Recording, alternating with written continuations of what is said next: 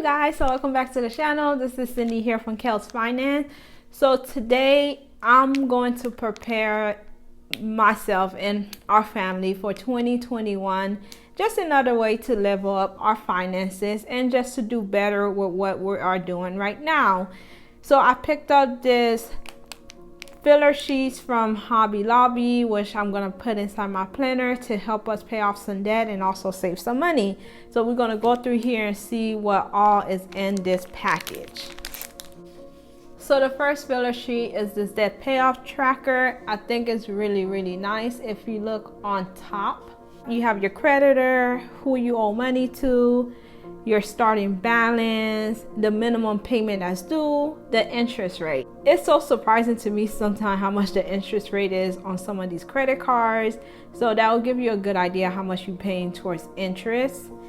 The second one is username, if you have an account or something, just for you not to forget it, or username or put a nickname, your password for that specific account, and your goal to pay off the debt. I think it's very important for you to have a date, like a target date to pay off a specific debt, because that's going to keep you on track and make you work hard to pay off that particular debt. And your side note right here, maybe something positive that you can do it. We all could do it. It just takes some time. So on the bottom half of this, you have the due date, the balance, the amount you paid, and your remaining balance, and you're paid on. So I think this is going to be very helpful for those of us that are still getting out of debt. There's a front and back to this, so you have enough paper to write down your debt. So right here we have a saving tracker that I'm personally going to use because in 2021 I really need to save for a whole lot of things, including vacation. So on top you have what you're saving for, the amount you need, your target date, your starting balance, your monthly saving goals, which is pretty awesome, and the date and deposit and balance here. And it is a two-part, and then the same thing here. So I think this is pretty tight because you have two different columns that you could be saving for, because sometimes we could be working on saving for multiple things. Like for me personally, when I'm using this, I'm saving for our flooring to get done. So I'll put flooring and the amount needed, so I'll have to get some quote and when I think I might get it done. And then the second one, we also gonna save up for some furniture, so I could put this in this column. So yeah, so you have enough paper to save up for items. And then in the back, the same thing. So I think this is very functional for those of us that have to save for things. Or you can even use this sheet as your sinking fund to keep track of your savings. So this is the third sheet, is your financial goals. So it doesn't necessarily have to be 1 month. It could be 3 to 4 months. That's why they was like for the month or months of. And then your financial goal, maybe your financial goal is to save up $10 every paycheck, or your financial goal is to, I'm not going to use my credit card for 3 months, or I'm not going to eat out for 3 to 4 months. So I think this is really good. I know one of our financial goal for 2021, my personal financial goal is for me to get more dental work done. So that's a big financial goal, so I'll probably put it here.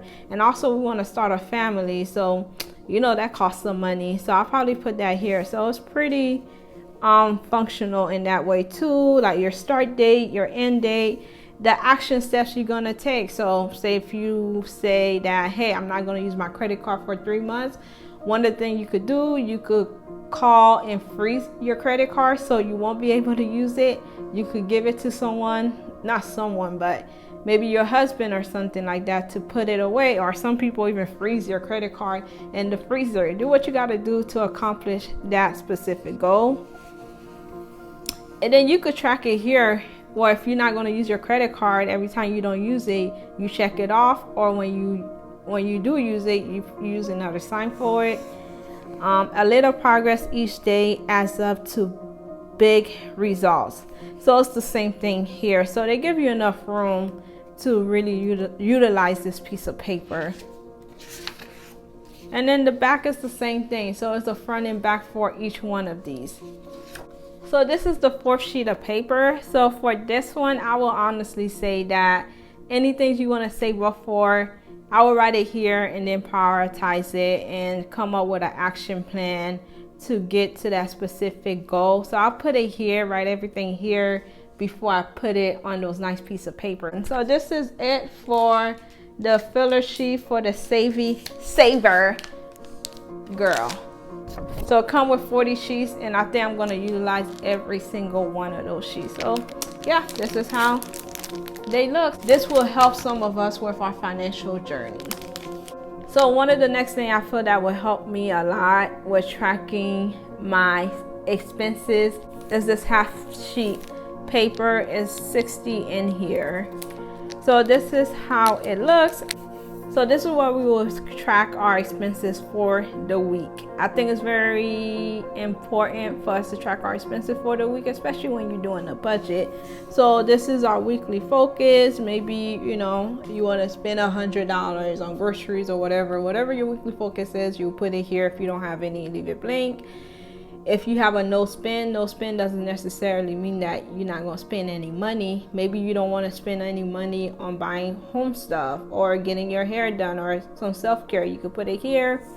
And then here, that's where you will track all your expenses for the week. So I love that they have the dates, the category, and the budget you have for it. And then you put how much you spend. So maybe January 1st, 2021.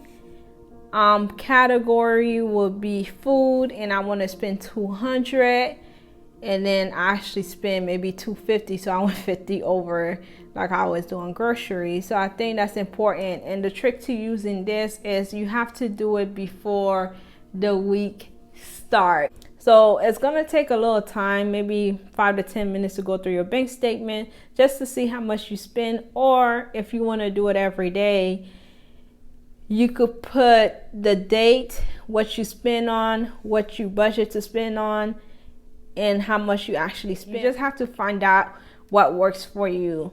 And that's the biggest thing I could say when it comes to money and budgeting and finance and saving, is that it's a lot of trial and error type of thing. And once you find something that works for you, stick to it. And if something is not working for you, do not be afraid to change it up.